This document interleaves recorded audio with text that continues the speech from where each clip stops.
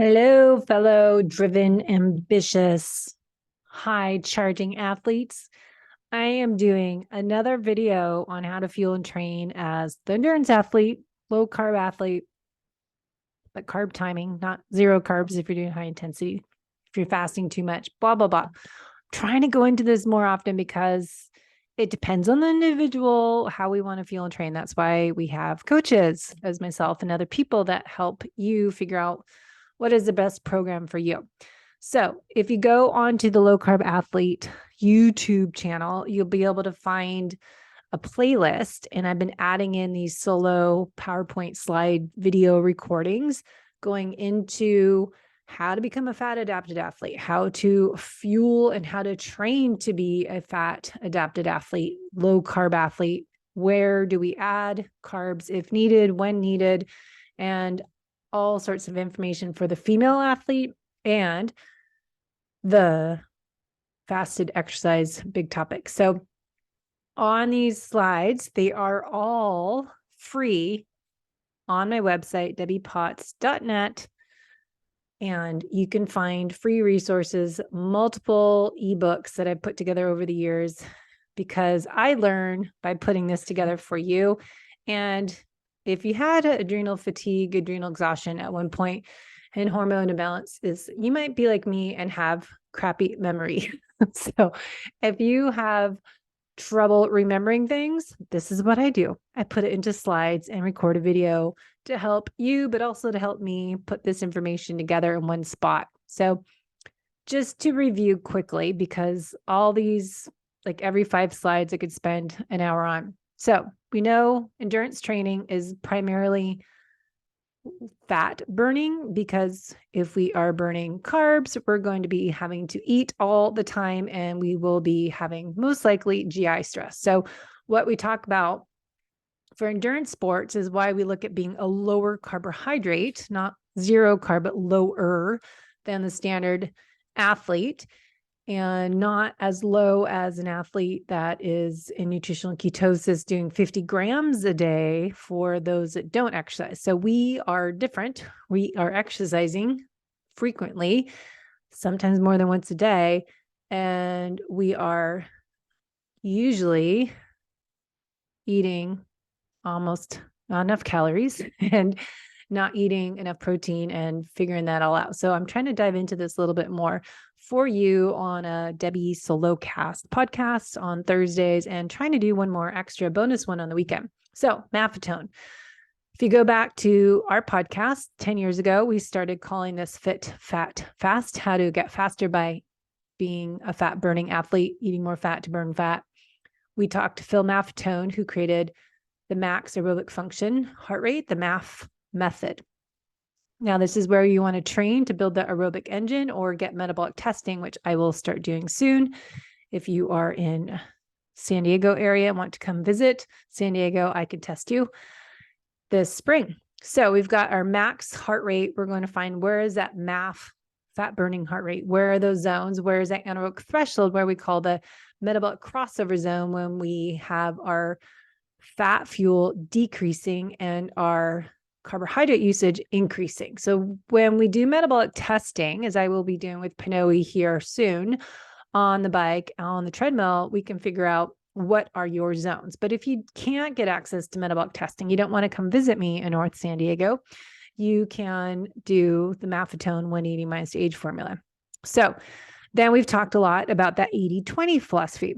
I want to train for endurance events. I have a race or an event.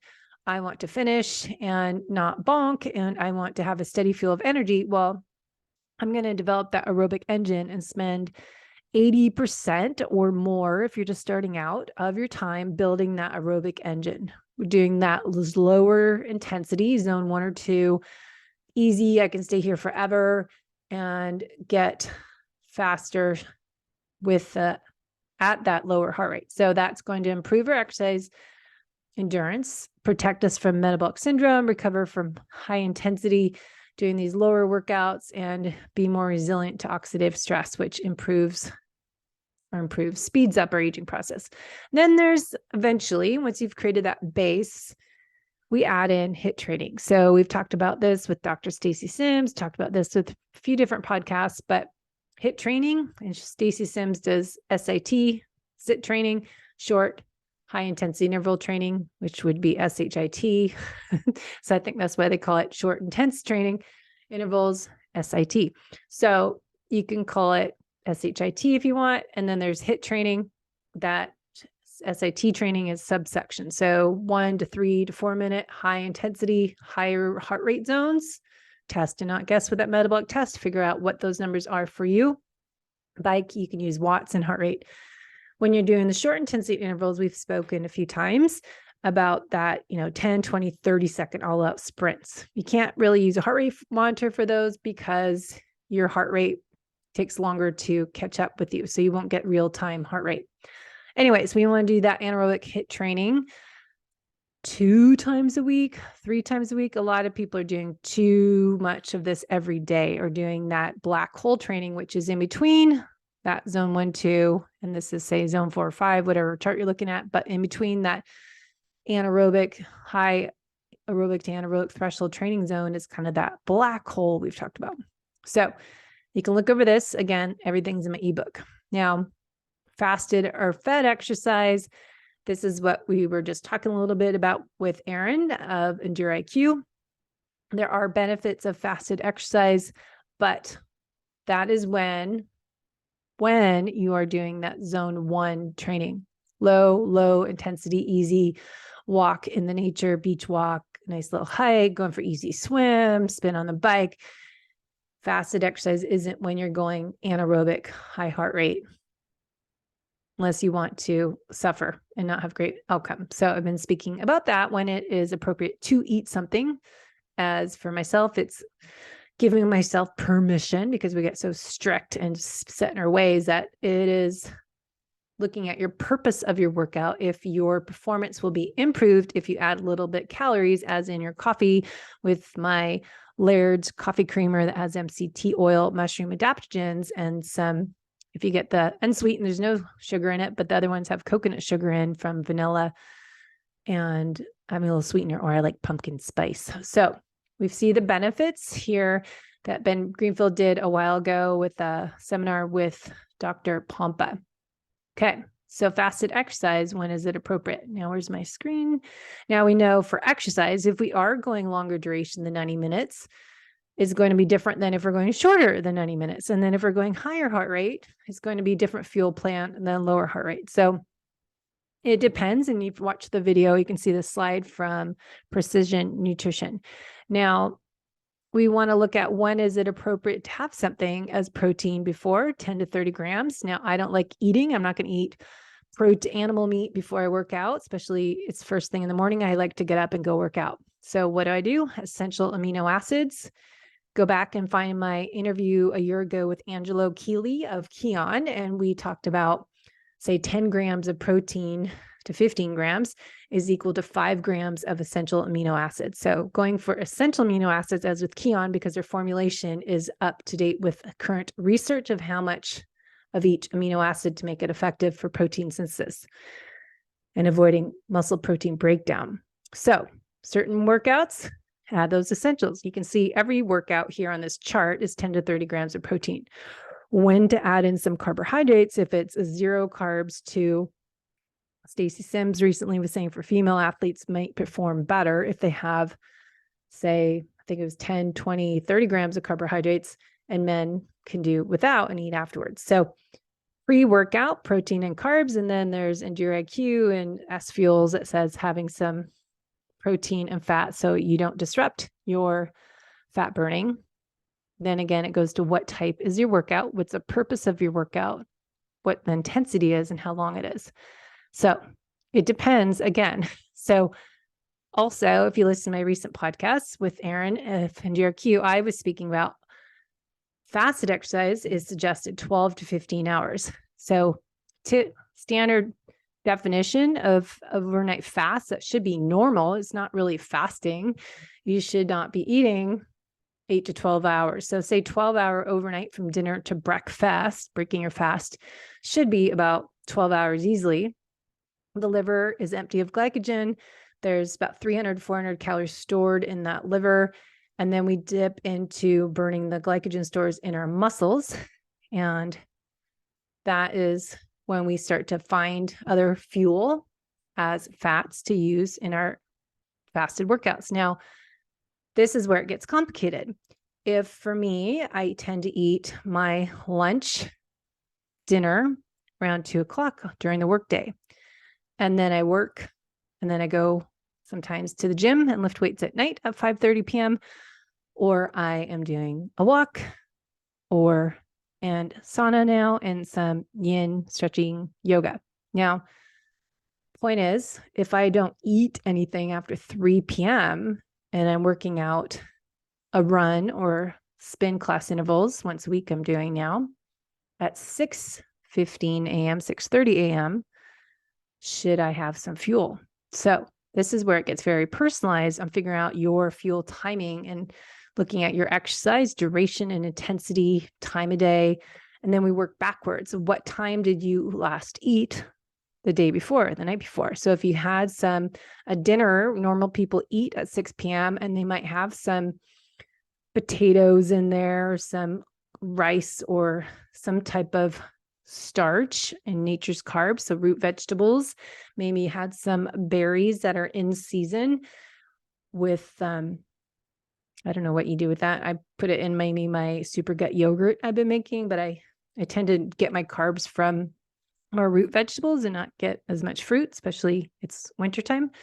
So if you are fasting overnight, what is suggested that I've heard, and I find this makes sense, if you are fasting 12 to 15 hours and you're doing your morning exercises, low heart rate, you can eat afterwards and then focus on getting that protein in. Now, if you work out, as Ben Greenfield talks about, later in the afternoon, just time it in between your lunch and your dinner so you don't have a full stomach when you go exercise, and then you wait to eat 2 hours post-workout. Now, the morning fasted exercise, what we've talked about many, many times, is an easy morning sunrise walk, going for easy swim or sauna. Because remember, if you look at your hormones in Dutch tests, you're naturally elevated blood sugar in the morning because your cortisol should be naturally higher in the morning to wake us up and get us going. So we don't necessarily need to activate our sympathetic nervous system to get us waking up when it's already high naturally. So it is in the morning, easy workout, and then ideally save your harder workout for early in the afternoon when your body's at peak state to work harder. So I think that makes sense, but sometimes we work and we don't have that choice. So that is something to think about. Fasted, you can do if it's easy. So the thing is, I've talked about many times, I often work out in the morning, first thing, and then I do master swim a few days a week at 11:45 to 1:00 in Solana Beach. So I have to time what I'm eating, when am I eating in between there, and looking at my workup calls, coaching calls I have, that I make sure I have food that I can digest properly, and timing a little bit more carbs, as if like I've been doing potatoes lately because I'm trying to up my potassium, which I'm supposed to get 4,700 milligrams a day, and it's super hard. So adding some russet potatoes is on my list, and I have avocado, and then get my protein in and try that. But think about women better doing a 12 to 15 hour fast. And if you are going longer than that, I would look at doing it on your non-workout day. Maybe that's your low, easy recovery, active recovery day. And you're timing it, say day 10 of your cycle to before ovulation, and then after ovulation before luteal phase gets later luteal. So men can do that. But again, it depends on your workout and your goal of your workout. If it's easy workout, or if it's a hard key workout that you're doing speed work, is that doing it on a run once a week? And if you're doing it on the bike, trying to hit higher power watts, you want to work on your nutrition before so you can hit those numbers. Okay, so that's what I just want to touch on there. Getting some protein in pre-workout and adding some MCT oils will help keep you getting some calories in, not feel like your body's stressed, but keeps you from avoiding insulin being released. So eating, again, I don't like to eat food really in the morning, but getting coffee, or if you like, don't do coffee, you could do mud water coffee that has mushrooms and different cinnamon and does have a chai in it, but mud water, that's a good one too. And I think I have a discount code. Again, I always say to my clients, don't pay full price. There's always a discount code. So let me know if you need a discount for mud water, MUD/WTR. Okay, so for women, I won't go into this as a different video, but hormone kisspeptin is what we want to be aware. Happens in women more than men, but it can happen in men too. And then fasting, I did a whole call on this too. Should we bother with fasting longer than 17 hours, as Dr. Mindy talks about all the time, if we are athletes, because we already are getting cell autophagy with strength training, getting out in the sun and getting our coffee. So you can look at some articles from Rob Wolf who talks about this. Okay. And then Dr. Dan Plews on fasted exercise helps with keeping your training low heart rate with low glycogen availability to improve your fat adaptation. But remember, training too much, chronic, the word chronic stress goes with chronic stress. Just think anything chronic is going to be a stress. Just put those two together with low energy availability can lead to endocrine disruption. So I've been sharing, I'd like to be authentic on here and say, hey, I just have been doing my new labs and my thyroid's really low. And I'm doing a different episode on thyroid because you don't want to just look at TSH. You don't want to look at just T3. You want to look at this full panel and your reverse T3, and T4, and T3. So there's a lot to look at there to find patterns of what type of issues do you have with thyroid. But my thyroid's low and cortisol has been lower, better than it used to be, but it's still lower end. So anything we do too much, exercise, fasting, cold plunge, anything that's hormetic stress is supposed to be acute dose, gets to be a chronic dose is not great for your hormones. I can tell you that. I've seen it. And I see it on my clients. So the female athlete triad comes from low energy availability, and male athletes can have this as well for doing too much fasted exercise. So you want to make sure you're eating enough, because I find this is a struggle for me. I don't eat enough because I'm not hungry. And we want to make sure we're hitting that protein goals. So timing your nutrition, that's kind of what I've been trying to work with clients on Training Peaks, and try to do this on Try It Out when I get my coaching program set up on there, and look at Practice Better, where they track everything on Chronometer or NutriSense. So more on this in my book, on our ebooks, and then my book, Life is Not a Race, is about my story. And more so after my second phase of probably fighting with adrenal issues is after I wrote my book, because then I started doing OMAD and exercising a lot and doing that on top of a busy day and not eating enough. So OMAD is not good for us. Tell you that. If you're working out like I do, one meal a day does not get your protein goals. So looking at what to eat when, so going over this one more time, 12-hour fasted window, say 7 p.m. to a.m. to p.m. is when I'm eating, 12, 15-hour maximum fast. Time your 24-hour dinner to dinner, lunch to lunch fast on a non-workout day, and females map that with your cycle. If you are lower body weight, you want to make sure you're eating enough and not fasting too much, because this is where you get more hormone dysfunction, men and women. So you want to train low in a low glycogen state by eating fat and protein instead of being fasted. So make sure doing these fasted exercises doesn't mean, well, you can still burn fat. Doesn't mean not eat any calories. I think that's where we get in trouble as athletes. We're saying, oh, let's do fasted workout. Let's not eat anything for 5 hours and go for a bike ride. Well, it ends up backfiring if you keep doing that. Trust me, I see it on all labs from everyone I'm working with and myself. So eating some calories, as I said in the coffee, is good. Or take those Keon essential aminos, take a shot of HVMN, ketone IQ, or do some Bubs collagen MCT oil powder in your coffee, or put some Laird's mushroom coffee creamer that has MCTs in it too. So try experimenting. And then again, there's more information on Rhonda Patrick. Dr. Rhonda Patrick has a ton of information on fasted exercise, but I think doing aminos, essential aminos before and after will help avoid that catabolism we do from exercising, and making sure we're hitting those proteins later on. So you don't want to starve your muscles. So I think a lot of us are especially people doing keto, are not eating enough protein. Okay, so I'm going to skip through all of this information and train low, race high. So we know a low carb athlete is different than nutritional ketosis. So if you are nutritional ketosis, you have health issues, metabolic chaos, you've got things going on, it's going to be different than an endurance athlete. So the lower carbs can be 100 to 200 grams a day, and putting them in strategically before a hard workout or afterwards, depending on the type of workout. I think this is where it depends. And then placing them in your dinner so you can have the carb muscle glycogen storage tank stocked up for your morning workout when you're going harder. So then you don't have to eat and spike up your glucose and cause insulin to be released. So that's what we talk about doing.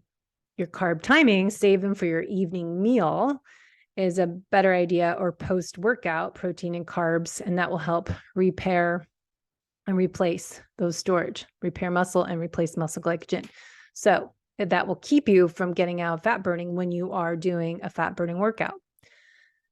So why to become a fat athlete? You can find some articles on maximizing your fat adaptation process. I go into this with clients. Tips for training low. This is another article called Uphill Athlete, High Performance with Rebecca Dent. I found some information on her. And then the role of training in fat adaptation. So training in the intensity low to moderate, and that teaches the body to utilize fat as fuel. And that should be the goal as an endurance athlete. But as we're aging athletes, that's what I'm talking about. Speed work twice a week. I have been an endurance athlete for, what year is it? 1995. I started racing. So say 25 plus years, I've been doing endurance training. So as a 51-year-old now, I need to add more short, intense interval training. My run, I've been doing hill repeats once a week. And the other day I'm doing 2 minutes fast, 1 minute easy. Part of it, I'm doing some kind of physical therapy to get my running muscles to work correctly because they have not been. So I'm trying to find power in my running form and stride. So we want to be fat adapted for endurance sports. It's going to be different if you're training for a short intensity sport, right? So checking out how you're training, lower heart rate, lower carbs, carb timing, and then what type of workouts you're doing. So Volek and Finney have lots of information. Keto Gains has lots of information on carb timing. So training low and racing high, and when do we add in ketones? So great information and research from HVMN. Zach Bitters talked about this too, and having some ketones into the fuel plan, and S Fuels has actually a great fuel in their protein shake that has some ketones afterwards, and that helps recovery of your muscles, and glutamine for your gut health. So that's a great option too through S Fuels. So prebiotic foods, I think, are really important. Probiotics, safe starches. So some great recipes on S Fuels. If you go to sfuelsgolonger.com, and we have a discount code for their website, one of my favorite companies and people over there, and that's Low Carb Athlete. So they have a great article on rice, potato, and bananas, and different fuel for ultra endurance, low carb racing. So think about that if you're doing ultras. I know people I've been working with are doing adventure racing and long distance. So they don't need a lot of carbs, but just a little bit, with more focus on that fat and protein. Okay, so how do you get there? Now, this is February as you're recording this. So if you're not racing until summer, this could still be your off season if you're doing a fall race. So this is where you can do Dr. Dan Plu's fat adaptation process. So when I'm starting with the clients, kind of what I do, look at what are you eating, phase one, kind of creating baseline. I'm just looking at, okay, just give me a food log. Don't lie. Don't, make up stuff. Just totally be authentic and share. What are you eating, when you're eating, why, how do you feel, gas, bloating, diarrhea, constipation, whatever. We're going to go into it. If you're testing your glucose, your ketones, wearing a CGM, are you testing your heart rate variability? Are you tracking and collecting data from Oura Ring or Whoop or whatever other devices? Okay, so we go into phase 2. Now we're going to say, okay, can you try eating this instead of that? Let's swap.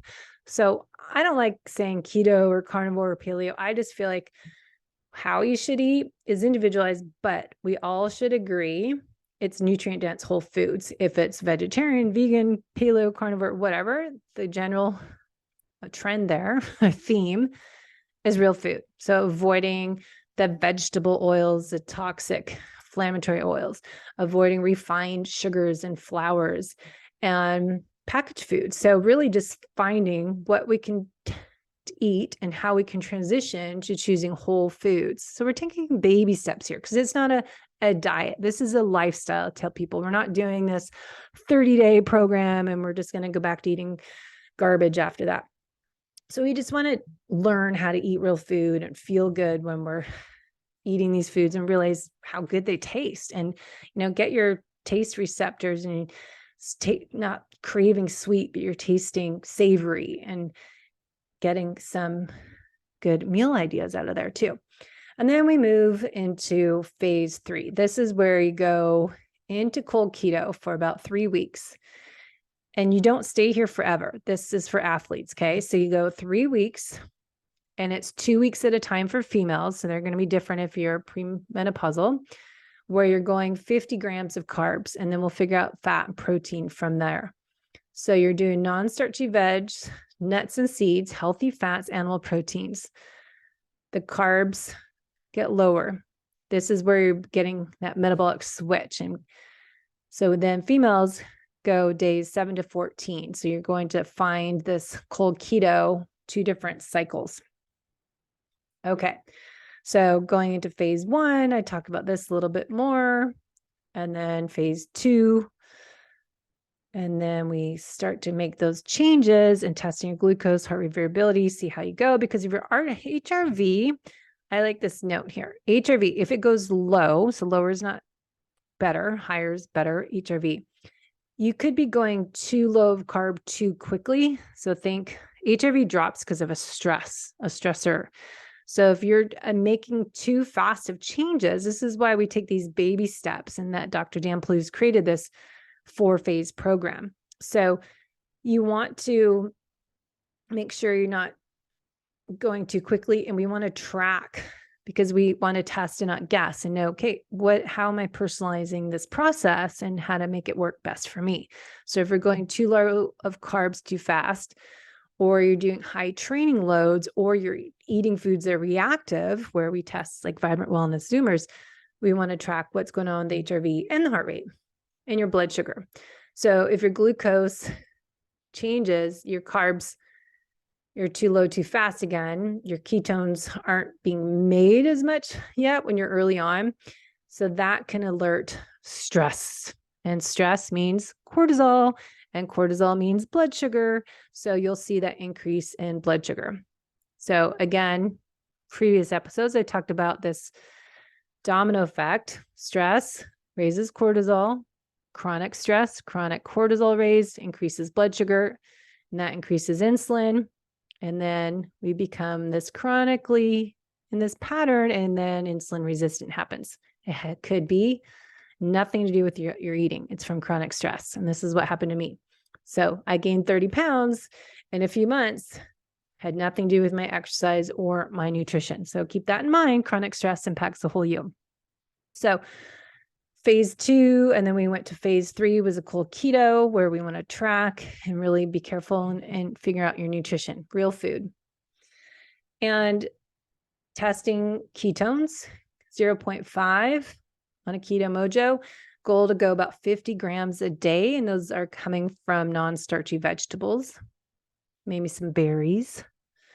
And then we find that sweet spot. And the sweet spot's when we come up to where we stay around when we're training, 100 to 200 grams. Dan Plews says average 130, but it depends on the person. I know Ben Greenfield's talked about 200 or more for some people. They're really active and doing a lot of more intense training. They're doing more anaerobic, like kettlebell workouts and more sprint training. Their carb intake can be different. And then women want to look at their late luteal phase will be different too, and their ovulation. So test and not guess. So Dr. Dan Plu's example, how do you get a cold keto day? It sounds like to me, when you look at this, so much food. So obviously I struggle with eating enough because I'm not hungry, but morning fat coffee, MCT oil and collagen. I use Bub sometimes. Bub MCT and collagen is great, or Laird's. Now, post-workout, so then he kept fat burning in his workout. He didn't have any carbs to spike up his glucose to alert insulin to be released.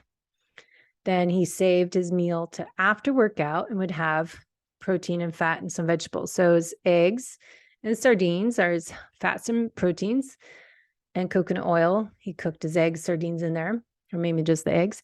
And the broccoli is a source of carbohydrate. And then another cup of coffee with that, maybe some heavy cream. And then got hungry, had an S Fuels bar, which is a good balance of protein and fat with some low glycemic carbohydrates. And then he timed that if you're working out on a 2-a-day workout. And then having dinner. Well, this is where I think it's funny because I would never eat this much, but this is Dan's working out way more intensely. Say salmon, olive oil, avocado, and asparagus is another meal. And then steak and a simple salad was his evening meal with dark chocolate. Sounds like a ton of food, right? So you're not dieting when you're doing the cold keto phase or just doing this lower carb. You're eating a ton of food depending on your activity level. And that's 50 grams of carbs a day. So I think it's easy not to get enough when you get into this.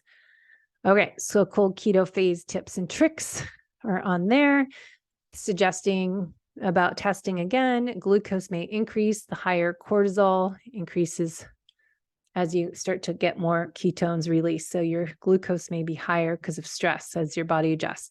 So doing higher intensity workouts during cold keto phase will help the body in that adaptation phase. So it's normal to have lower performance output because you don't have as much energy, but it helps kind of use up the energy from the glycogen stores. And then sleep is crucial, but when you're going through this phase, it might be harder. So timing your carbs in that evening meal, say 10 grams to help with sleep, but also getting those electrolytes. So the sodium loss from not getting the processed foods anymore. We're not eating the high carb diet. So that's why we usually hear about that keto flu, and we need to add in some salt, potassium, magnesium, which is why we love Element. And you can get a free pack if you use our code low carb athlete, or there's Redmond's Real Salt and Real Light. I always get them unsweetened because I don't like stevia, and stevia is in everything. So I'm anti-stevia for most people because we're getting too much of it and it craves sweet. So we want to get rid of that sweet taste. You got to get rid of the sweeteners. Okay, phase 4, finding your sweet spot. This is where we get out of the cold keto phase and we're adding in what works for you. This is where we really individualize it. 100 to 130 grams, 200 grams. Where do you feel good? What works best for you? So adjusting those carbs per day is going to be based on your workout too. So I look at, okay, what's your workout this week? I didn't do as much today. Yesterday I did a hard run and a hard swim. So I added a little bit more carbs, which came from, I think I had coleslaw with the meal. And then I had those potatoes, sliced potatoes. Neil's been making really yummy, sliced really thinly, like pickle slices, and then cooked in bacon fat. Yummy. So you want to test everything as you're going through this. Okay, so that's what we look at when we're doing that fat adaptation. What are some carbs to add in? That's often a question because we get fearful. So real food, nutrient-dense real food. Do we forget what that is? So adjusting your carb intake based on your heart rate variability, based on your performance, based on your glucose. If your high intensity performance is decreasing, this is where you can add in a little more carbs. So test and not guess by looking at your workout numbers, looking at how you feel, looking at what on it's Tim Noakes food list. It's red foods, orange foods, and then there's green foods. So looking at more orange foods, maybe it's more potato. It's more of those root vegetables, beetroot, onions, carrots. I've been doing raw carrots. They're really good. The colored ones from the dirt ground. They're just like, look like they just got dug out of the dirt when we order them. So looking at that, beetroots. I've been trying to do a little more beets and goat cheese. Very good. Okay, so looking at when to add in those carbs, that strategic carb timing. So after you work out, you're in that workout, you're trying some Vespa is one thing. Dr. Peter Defty, optimal fat metabolism. and involved with Vespa. That's a great solution. S Fuels has their bar, it has their S Fuels train you can use. And then when you put in these carbs in your evening meal to fuel for your workout in the morning and then having them afterwards. In that meal, safe starches, sweet potatoes, yams, taro root, cassava, yucca, tapioca, plantains, potatoes, but those are nightshades. So if you are reactive to nightshades, you may want to not have those, but those are some good ideas. I find it interesting, white rice versus brown rice. How many of us thought brown rice was healthier because it's brown, it looks natural? Well, brown rice contains the bran, the hull, and the husk, which is where the anti-nutrients are. So the Japanese knew what they're doing when they're having white rice all the time, and we're thinking we're healthy, we have the brown rice. So choose white rice, cooked and cooled, to make it a safe starch. So a lot of plants, you'll hear about the lectins, phytates, oxalates, FODMAPs, nightshades, so many vegetables, which is why a lot of people do a gut healing program using carnivore, because all these plant foods can have anti-nutrients. Now, you can look at hormesis, acute stress, having a plant toxin, but if you just do that once a week and you properly prepare it, soak and rinse it, sprout it, that might be better for you if you want to have some, but just don't have it every day. Like I have someone that was having kale 2 meals a day, and I think, okay, let's look at that swap and what else we can do, and just maybe do that once a week. So safe starches contain minimal to no anti-nutrients, especially compared to a variety of plants such as grain, nuts, seeds, legumes, and nightshades. So that's what safe starches are. So way back when, Paul Jamine's Perfect Health Diet had that in. So can't really see this infographic, but 30 to 50 grams of carbs. What does that look like? So going with more of the root vegetables is my choice. And then looking at green beans, I like to look at cauliflower, broccoli, foods that are going to help my liver, phase 1 and phase 2 detox, and then look at foods that will help be a prebiotic food for my microbiome. So nature's carbs, looking at these different foods. Total carbs is beets, carrots, onions. I don't know, peppers make me burp. Brussels sprouts, I love with bacon, but they seem to make me burp it up afterwards. So you got to kind of test and how you feel or get tested, but you can also, if you kind of keep a food log, see how food makes you feel, you might realize, oh, I can't do corn. I can't do cucumber, but broccoli, maybe you can do broccoli. So I think that's a good list to look at. So testing a 7-day carb tolerance test, as Rob Wolf talks about in his book, Wired to Eat, that will see what foods work for you, 50 grams of carbs, and test with a glucose meter. 2 hours after you eat it, take your glucose again.